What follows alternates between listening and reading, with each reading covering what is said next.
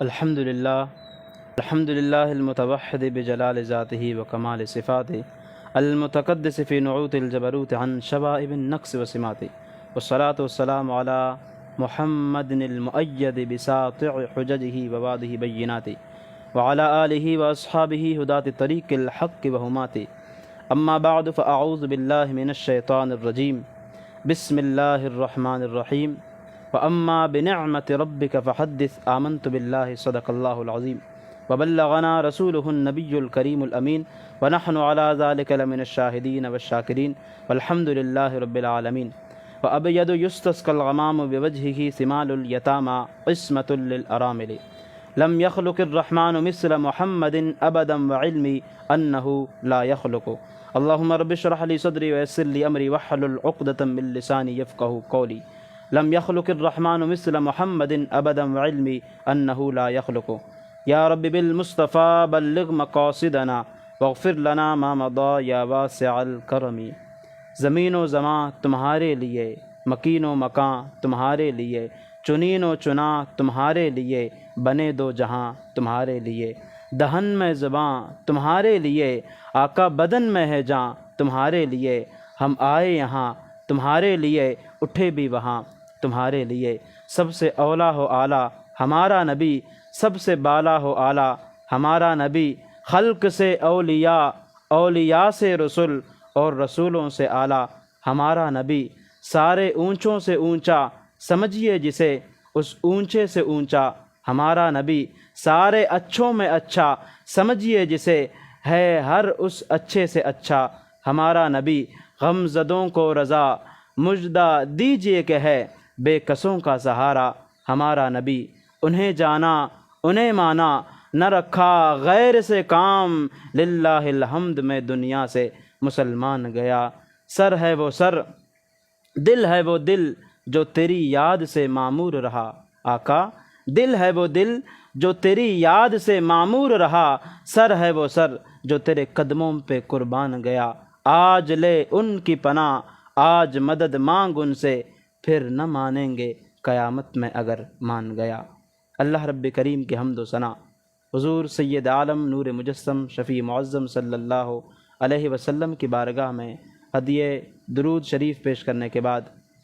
محترم سامعین و ناظرین کرام، الحمدللہ آج ہم بزم عثمان غنی کے پلیٹ فارم سے آپ کے سامنے حاضر ہے، اور آج کا ہمارا سلسلہ 325 ہے، اور آج کا ہمارا موضوع جشن آمد خاتم النبیین صلی اللہ علیہ وسلم کی ولادت کے واقعات. نثار تیری چہل پہل پر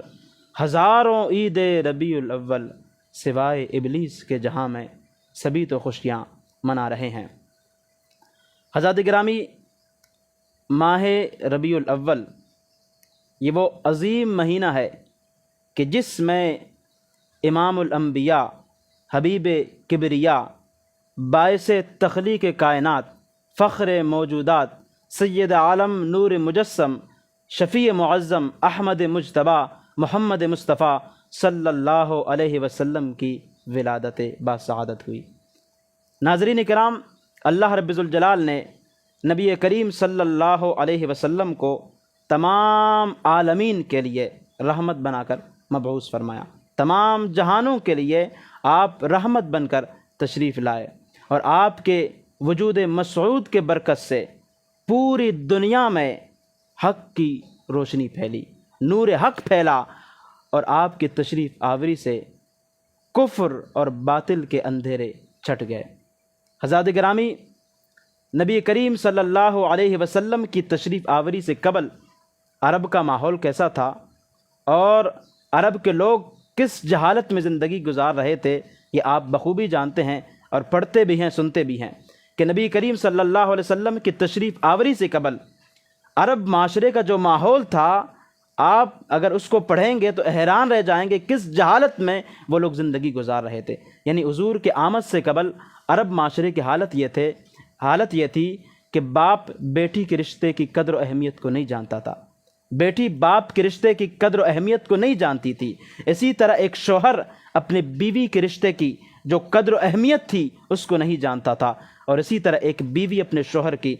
جو رشتے کی اہمیت تھی، قدر و قیمت تھی، اس کو نہیں جانتی تھی۔ گویا کہ تمام رشتے ایک دوسرے کی رشتے کی قدر و اہمیت کو کھو چکے تھے، لیکن جیسے ہی مصطفیٰ کریم علیہ السلام اس دنیا میں تشریف لائے، آپ کا وجود مسعود جب اس دنیا میں تشریف فرما ہوا، آپ کے قدموں کی برکت سے، آپ کے نالین کی برکت سے، وہ باپ بیٹی کے رشتے کی قدر و اہمیت کو سمجھ گیا۔ وہ باپ جو بیٹی کو پہلے زندہ درگور کرتا تھا، اس بیٹی کو اپنے لیے شرم کا باعث سمجھتا تھا، لیکن حضور کے آمد کے بعد اس بیٹی کو وہ باپ اپنے سر کا تاج سمجھنے لگا، اس بیٹی کے ماتھے کو چوم کر اسے اپنے برابر میں بٹھانے لگا۔ اور اسی طرح ایک باپ دیگر رشتوں کی قدر و اہمیت کو سمجھ گیا، اسی طرح ایک شوہر اپنی بیوی کی رشتے کی قدر و اہمیت کو سمجھ گیا۔ گویا کہ سارے رشتوں کو ان کا اصلی جو مقام اور مرتبہ تھا، ان کا وہ مقام اور مرتبہ انہیں حاصل ہوا۔ اور نبی کریم صلی اللہ علیہ وسلم کی تشریف آوری سے وہ مکہ کے لوگ جو ایک دوسرے کے جب دشمنی میں برسر پیکار ہوتے تھے تو صدیاں ان کی جنگیں جاری رہتی تھی، قتل و غارت گری ہوتی تھی، ایک دوسرے کے دشمن بنے رہتے تھے، نسلوں تک ان کی جنگیں جاری رہتی تھی، لیکن ہمارے اور آپ کے پیارے نبی سید عالم نور مجسم احمد مجتبیٰ محمد مصطفیٰ صلی اللہ علیہ وسلم کی تشریف آوری کے بعد آپ کی قدموں کی برکت سے، آپ کے نالین کی برکت سے، وہ جو ایک دوسرے کے دشمن تھے آپس میں دوست بن گئے، ایک دوسرے کے لیے دلوں میں نفرت رکھتے تھے، وہ نفرت محبت میں بدل گئی۔ آپ کی اکثیر محبت نے ان کی ساری نفرتوں کو پیار اور محبت میں تبدیل فرما دیا۔ حضرات گرامی اور سامعین ذی وقار، حضور نبی کریم صلی اللہ علیہ وسلم کی تشریف آوری سے قبل گویا کہ عرب کے معاشرے میں عدل و انصاف ناپید تھا، اور محبت پیار نام کی کوئی چیز باقی نہیں تھی اس وقت۔ کسی شاعر نے کیا خوب کہا کہ تاریک تھا، ظلمت کدا تھا، سخت کالا تھا، پردے سے پردہ کیا نکلا کہ گھر گھر اجالا ہو گیا، پردے سے پردہ کیا نکلا کہ گھر گھر اجالا ہو گیا۔ سامعین و ناظرین کرام، حضرت آمنہ رضی اللہ تعالی عنہا کے ہاں حضرت عمر بن قطبیہ رضی اللہ تعالی عنہ سے مروی ہے کہ میں نے اپنے والد سے سنا، جو کہ ایک بہت بڑے عالم تھے، میں نے ان سے سنا، وہ فرماتے ہیں کہ جب حضرت سیدہ آمنہ طیبہ طاہرہ راضیہ مردیہ رضی اللہ تعالی عنہا کے ہاں جب نبی کریم صلی اللہ علیہ وسلم کی ولادت باسعادت کا وقت قریب آیا تو اللہ رب ذوالجلال نے فرشتوں کو حکم دیا کہ آسمانوں اور جنتوں کے دروازوں کو کھول دو، اور پھر فرمایا کہ اس دن سورج کو ایک عظیم نور پہنایا گیا۔ حضرات گرامی، ذرا اس بات سے اندازہ لگائیں کہ جب مصطفیٰ کی ولادت کا وقت آیا تو اللہ رب ذوالجلال نے اس دن سورج کو ایک عظیم نور پہنایا۔ گویا کہ رب نے سورج کو ولادت مصطفیٰ کے وقت سجایا، وہ سورج جو ہزاروں سال سے روشنی دے رہے، ہزاروں سال سے لوگوں کو روشنی فراہم کر رہا ہے، ہزاروں سال سے روشنیاں بکھیر رہا ہے، لیکن مصطفیٰ کی ولادت کی خوشی میں رب نے اس سورج کی روشنی کو دوبالا کر دیا، رب نے اس سورج کو سجایا۔ جب رب ہو کر مصطفیٰ کی ولادت کی خوشی میں سورج کو سجاتا ہے تو ہم مصطفیٰ کے غلام ہو کر حضور کی ولادت کی خوشی میں، حضور کی ولادت کے مہینے میں ہم اپنے گھروں کو کیوں نہ سجائیں، ہم اپنے گھروں پر لائٹیں کیوں نہ لگائیں، ہم اپنے گلیوں کو حضور کی آمد کی خوشی میں لائٹوں سے اور روشنیوں سے کیوں نہ سجائیں، ہم اپنے شہر کو، اپنی بازاروں کو، اپنے محلوں کو حضور نبی کریم صلی اللہ علیہ وسلم کی ولادت کی خوشی میں کیوں نہ سجائے۔ جب رب نے سورج کی روشنی کو دوبالا کر دیا، فرمایا کہ سورج کو اس دن عظیم نور پہنایا گیا، اور نبی کریم صلی اللہ علیہ وسلم کی خاصیت تھی، آپ کا مقام اور مرتبہ تھا کہ نبی کریم صلی اللہ علیہ وسلم جس سال تشریف لائے، یہ آپ کا مقام اور مرتبہ ہے، آپ کی عظمت اس سے ظاہر ہو رہی ہے کہ جس سال نبی کریم صلی اللہ علیہ وسلم اس دنیا میں تشریف لائے، رب ذوالجلال نے اس سال جتنی ماؤں نے بچے جنے، ہر ماں کے گھر میں حضور نبی کریم صلی اللہ علیہ وسلم کے نالین کی برکت سے بیٹا پیدا ہوا۔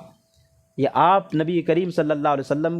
کی گویا کہ آپ کی شان اور عظمت ہے کہ اس سال ہر گھر میں رب ذوالجلال نے بیٹے پیدا فرمائے۔ تو نبی کریم صلی اللہ علیہ وسلم کی ولادت پر رب نے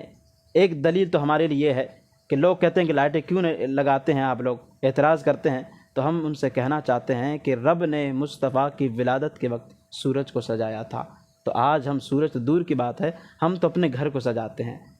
یہ ایک غلام کے لیے بڑی خوش نصیبی کی بات ہے کہ حضور کی ولادت کے وقت وہ اپنے گھر کو سجاتا ہے۔ اور جس سال نور محمد صلی اللہ علیہ وسلم حضرت آمنہ رضی اللہ تعالی عنہا کے بطن مبارک میں آیا، تو وہ سال فرمایا کہ فتح و نصرت کا سال کہلایا، تر و تازگی اور خوشحالی کا سال کہلایا۔ جس سال نبی کریم صلی اللہ علیہ وسلم کا نور مبارک سیدہ آمنہ طیبہ طاہرہ رضی اللہ تعالی عنہا کے بطن مبارک میں آیا، ورنہ حضور کی آمد سے قبل عرب اہل قریش وہ معاشی بدحالی کے شکار تھے، اسی طرح وہ قحط سالی میں مبتلا تھے، لیکن حضور کی ولادت کی برکت سے جس سال حضور تشریف لائے اس سال زمین کو رب ذوالجلال نے ہریالی سے بھر دیا، زمین کو رب ذوالجلال نے ہریالی عطا کی اور تر و تازگی عطا کر دی، اور درختوں کے پتوں کو اور مردہ شاخوں کو گویا کہ ایک نئی زندگی ملی، ایک نئی تازگی اور شگفتگی ملی۔ اب ذرا اندازہ لگائیں کہ رب نے ولادت مصطفیٰ کے وقت زمین کو بھی سجایا، یعنی زمین کو ہریالی، زمین کی خوبصورتی ہے، یعنی زمین جب سبز و شاداب ہو تو کس قدر خوبصورت لگتی ہے۔ تو گویا کہ حضور کی ولادت سے قبل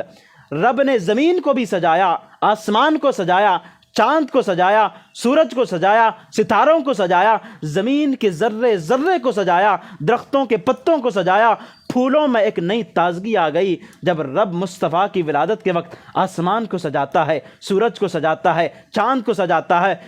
ستاروں کو سجاتا ہے، زمین کے ہر چیز کو سجاتا ہے، وہ تو رب ہے۔ ہم اگر غلام حضور کی ولادت کے وقت ہم اگر اپنے گھر کو سجائے لائٹوں کے ذریعے سے، اپنے گلیوں کو سجائے روشنیوں کے ذریعے سے، اس میں ایسی کون سی بات ہے کہ جس پر اعتراض کیا جائے؟ میں تو کہتا ہوں کہ وہ سب سے بڑا خوش نصیب انسان ہے جس کی قسمت میں حضور کی ولادت کی خوشی لکھی ہے، جس کی قسمت میں حضور کی ولادت کے وقت خوشی لکھی ہے، حضور کی ولادت کے وقت وہ شخص خوشی مناتا ہے۔ میں تو کہتا ہوں کہ اس دنیا کا سب سے بڑا خوش نصیب انسان ہے وہ۔ اور حضرات گرامی، حضور سید عالم صلی اللہ علیہ وسلم کی ولادت کے وقت حضرت آمنہ سیدہ آمنہ طیبہ طاہرہ راضیہ مردیہ زکیہ مزکیہ جنتیہ رضی اللہ تعالی عنہا فرماتی ہیں کہ نبی کریم صلی اللہ علیہ وسلم کی ولادت کا وقت جب قریب آیا تو 3 جھنڈے نصب کیے گئے۔ ذرا غور کیجیے گا اس بات پر، کتنے جھنڈے نصب کیے گئے؟ 3 جھنڈے نبی کریم صلی اللہ علیہ وسلم کے عین ولادت کے موقع پر 3 جھنڈے نصب کیے گئے۔ حضرت آمنہ فرماتی ہے ایک مشرق میں، ایک مغرب میں، اور ایک کعبے کی چھت پر جھنڈا گھاڑا گیا۔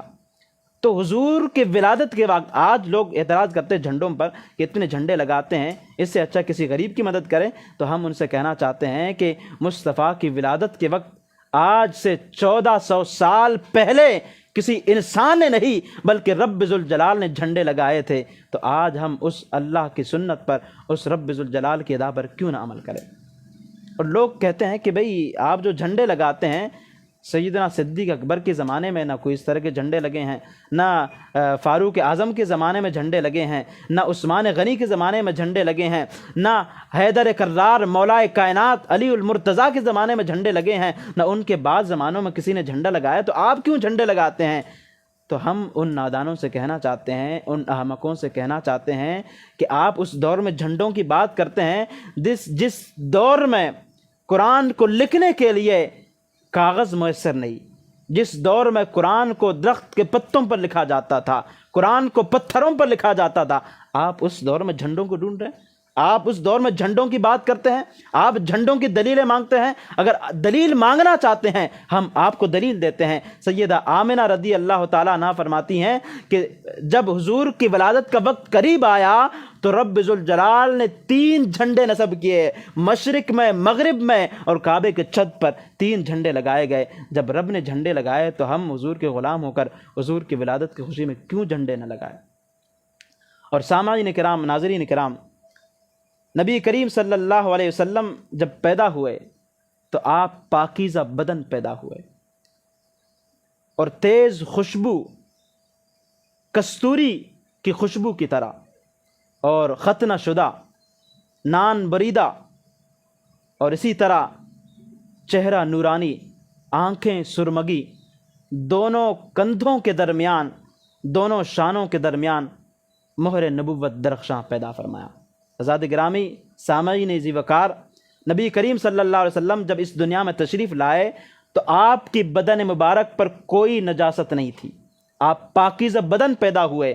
اور آپ کی جسم مبارک تیز کستوری خوشبو کی طرح آپ کا جسم خوشبوؤں سے مہک رہا تھا۔ اور صرف جسم مبارک نہیں بلکہ آپ کے ارد گرد کے ماحول، آپ جب پیدا ہوئے آپ کی پیدائش کے وقت ہر طرف روشنی ہی روشنی پھیل گئی، ہر طرف روشنی، ہر طرف خوشبو ہی خوشبو پھیل گئی۔ اور نبی کریم صلی اللہ علیہ وسلم کے جسم تک یہ خوشبو صرف محدود نہیں تھی، بلکہ صحابہ اور صحابیات شیشی میں آپ کے پسینے کو بھر کر خوشبو کے طور پر اس کو استعمال کرتے تھے۔ ایک صحابی تھے، جس محفل میں جاتے تھے، جس مجلس میں جاتے تھے، آپ کے جسم سے ایسی خوشبو مہکتی تھی کہ لوگ حیران رہ جاتے تھے کہ ان کے جسم سے خوشبو کہاں سے آ رہی ہے۔ تو آپ سے لوگوں نے پوچھا کہ آپ کے جسم سے اتنی اچھی خوشبو کہ جو ہم نے آج تک نہ سونگھی ہے، آپ کے جسم سے یہ خوشبو کہاں سے آتی ہے، آپ کون سی خوشبو استعمال کرتے ہیں؟ تو وہ صحابی کہنے لگے کہ میں کوئی خوشبو استعمال نہیں کرتا، دراصل بات یہ ہے کہ ایک وقت میرے جسم پر کوئی ایسی بیماری لگ گئی تھی تو سرکار نے فرمایا کہ اپنے اعضائے سطر کو ڈھانپ کر باقی جسم کو ظاہر کرو۔ میں نے اعضائے سطر کو ڈھانپ کر باقی جسم کو ظاہر کر دیا، سرکار نے ہاتھ پھیر دیا، ایک وہ دن تھا، ایک آج کا دن ہے کہ میرے جسم سے خوشبو ہی خوشبو مہکتی ہے۔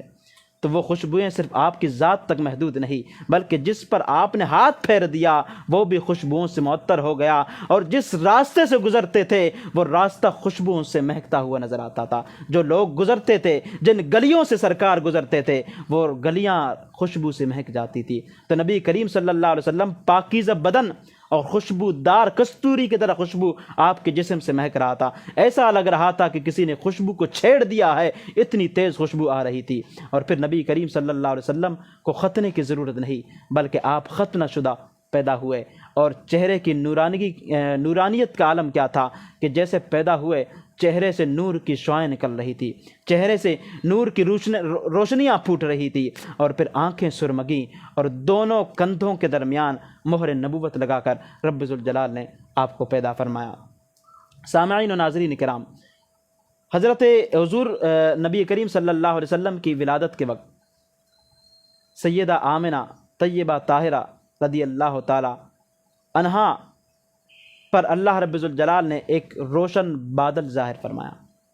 اس روشن بادل میں روشنی کے ساتھ ساتھ گھوڑوں کے انہنانے کی آوازیں، اور پرندوں کی اڑنے کی آوازیں، اور کچھ انسانوں کی بولیاں تھیں۔ اور کسی اعلان کرنے والے نے اعلان کیا کہ محمد صلی اللہ علیہ وسلم کو مشرق و مغرب، آسمان و زمین، سمندروں کی، اور اسی طرح تمام جاندار یعنی انسان، جن و انس اور ملائکہ کے سامنے پیش کرو، تاکہ یہ سارے عالم کے لوگ، یہ چرند و پرند، جن و انس، یہ ملائکہ مصطفیٰ کی اوصاف سے، آپ کے حلیے سے، آپ کے نام سے واقف ہو جائے۔ تو نبی کریم صلی اللہ علیہ وسلم کو مشرق اور مغرب کی سیر کرائی گئی، سمندروں کا سیر کرایا گیا، تمام لوگوں کے سامنے آپ کو پیش کیا گیا تاکہ لوگ آپ کے اوصاف سے، آپ کے حلیے سے واقف ہو جائے۔ پھر حضرت آمنہ کہتی ہے کہ وہ بادل چھٹ گیا اور ستارے قریب آ گئے، اور پھر کسی اعلان کرنے والے نے اعلان کیا، واہ واہ کیا خوب کہ آج محمد صلی اللہ علیہ وسلم کا دنیا پر قبضہ ہو گیا۔ پھر ایسی کوئی چیز نہ رہی کہ جو آپ کے قبضہ و اقتدار سے باہر ہو۔ اور پھر فرماتی ہیں کہ 3 اشخاص میرے قریب آئے، ایک کے ہاتھ میں چاندی کا لوٹا تھا، دوسرے کے ہاتھ میں زمرد کا تش تھا، اور تیسرے کے ہاتھ میں فرماتی ہے کہ چاندی کی انگوٹھی تھی۔ اس چاندی کی انگوٹھی کو 7 مرتبہ دھو کر سرکار دو عالم صلی اللہ علیہ وسلم کے 2 شانوں کے درمیان، 2 کندھوں کے درمیان مہر نبوت لگا کر سرکار دو عالم صلی اللہ علیہ وسلم کو ریشمی کپڑے میں لپیٹ کر سیدہ آمنہ طیبہ طاہرہ رضی اللہ تعالی عنہا کے سپرد کر دیا۔ اور نبی کریم صلی اللہ علیہ وسلم کی جب تشریف آوری ہوئی، جیسے ہی آپ کی ولادت ہوئی تو کعبۃ اللہ کے اندر جو بت تھے وہ منہ کے بل گر پڑے۔ اس سے پتہ چلا کہ یہ وہ نبی تشریف لائے ہیں، ان کی آمد سے سارے بتوں کا خاتمہ ہوگا۔ اب رب کے چرچے ہوں گے، بتوں کے چرچے ختم ہو جائیں گے، بتوں کے قصے کہانیاں یہ سب کے سب ختم ہو جائیں گے، اب اللہ کی وحدانیت بیان ہوگی۔ کعبۃ اللہ کے اندر جتنے بت تھے وہ تمام کے تمام بت گویا کہ منہ کے بل گر پڑے۔ تیری آمد تھی کہ کعبۃ اللہ مجرے کو جھکا، تیری آمد تھی کہ کعبۃ اللہ مجرے کو جھکا، تیری ہیبت تھی کہ ہر بت تھر تھرا کر گر گیا۔ گویا کہ آپ کی ہیبت سے، آپ کے رعب اور دبدبا سے، آپ کے جلال سے وہ بت کعبے کے اندر جو رکھے ہوئے تھے وہ منہ کے بل گر پڑے۔ اور نبی کریم صلی اللہ علیہ وسلم، حضرات گرامی سامعین ذی وقار، نبی کریم صلی اللہ علیہ وسلم جب پیدا ہوئے تو پیدا ہوتے ہی آپ نے سر زمین پر رکھا، اللہ کی بارگاہ میں سجدہ کیا اور سجدے میں دعا کی۔ کیا دعا کی؟ اپنی امت کی بخشش و مغفرت کے لیے دعا کی۔ یعنی آپ کے اور ہمارے نبی کس قدر مشفق اور مہربان نبی تھے کہ ولادت کے وقت جیسے ہی آپ اس دنیا میں تشریف لائے، سر سجدے میں رکھا، اپنی امت کی بخشش و مغفرت کی دعا مانگی، اور پوری رات قیام میں کھڑے ہو کر سجدے کی حالت میں، کبھی قیام کی حالت میں پوری رات آنسو بہا کر روتے تھے۔ کس لیے؟ امت کی بخشش و مغفرت کے لیے۔ اور معراج کی شب جب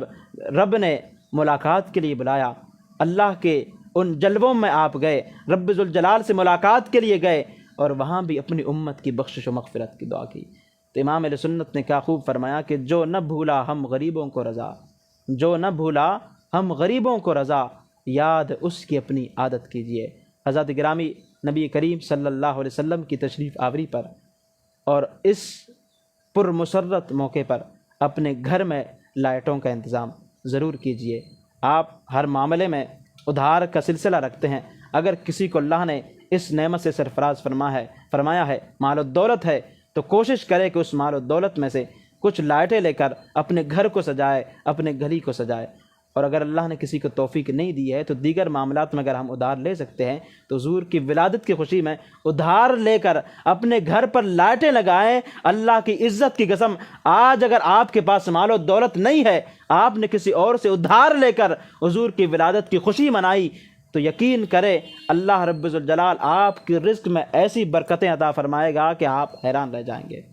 تو کوشش کریں کہ حضور کی ولادت کے اس موقع پر اپنے گھر کو ضرور سجائے، اپنے محلے کو سجائے، اپنے گلیوں کو سجائے، اپنے شہر اور بازار کو سجائے، اور اسی طرح نبی کریم صلی اللہ علیہ وسلم کی تعلیمات پر عمل کرتے ہوئے اپنے دل کو بھی سجائے، اپنے سینوں کو بھی آپ کی تعلیمات سے روشن کرے۔ رب ذوالجلال سے دعا ہے کہ رب ذوالجلال ہم سب کو